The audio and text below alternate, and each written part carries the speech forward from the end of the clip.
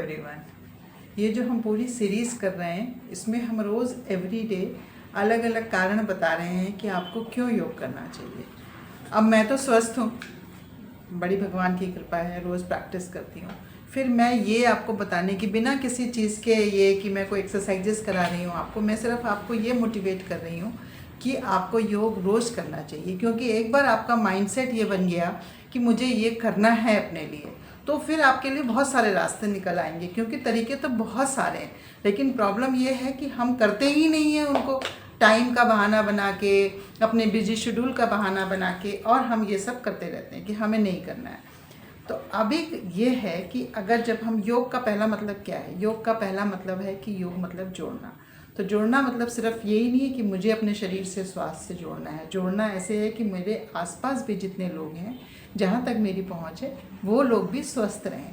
मतलब मेरा परिवार स्वस्थ रहे, फिर मेरे आसपास के लोग जो स्वस्थ रहें, मेरा समाज स्वस्थ रहे, तभी तो हम इन्जॉय कर पाएंगे ना। हमें कोई भी चीज़ इन्जॉय करनी है तो हमें साथ में चाहिए, सभी लोग चाहिए साथ में। तो सबका स्वस्थ रहना बहुत ज़रूरी है। और हमारे यहाँ तो योग में, भारतीय संस्कृति में इनफैक्ट मैं कहूँगी, हम लोग रोज़ प्रार्थना ही करते हैं कि सर्वे भवन्तु सुखिनः, सर्वे सन्तु निरामया, सर्वे भद्राणि पश्यन्तु माँ कश्चित् दुःखभाग् भवेत्। कि सभी लोग सुखी हों, सभी लोग स्वस्थ हों, किसी को कोई दुख ना हो। तो ये सब जो हमारा प्रार्थना है, सबका पर्पज़ यही है कि संपूर्ण स्वास्थ्य और हर एक के लिए।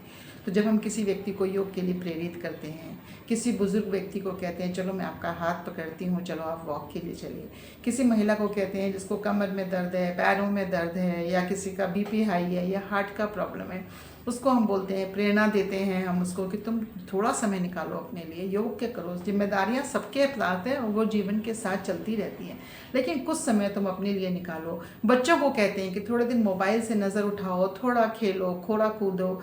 युवाओं को कहते हैं जब आपको बहुत स्ट्रेस है तो थोड़ी देर अपने साथ आंख बंद करके बैठो। तो जब हम ये कहते हैं और किसी को प्रेरणा देते हैं और किसी एक व्यक्ति को भी समझ में आता है, तो पूरा समाज उस व्यक्ति की समझ से उसके आसपास का पूरा प्रभाव पड़ता है उससे, और इस तरह से वो कड़ी से कड़ी जुड़ती चली जाती है।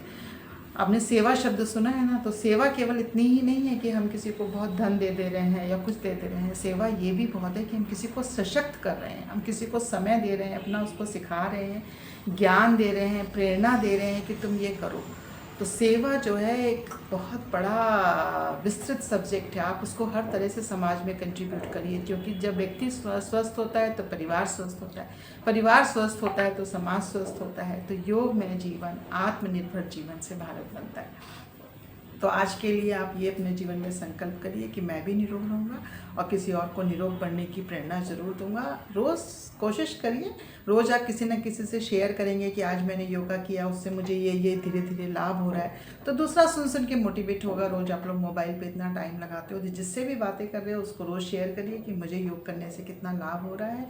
और इसी तरह जैसे एक दीपक से दूसरा दीपक जलाते हैं तो वो चेन बनती चली जाती है, दीपोत्सव हो जाता है। तो हम भी अपने जीवन को एक उत्सव बनाएं। आज के लिए बस इतना ही।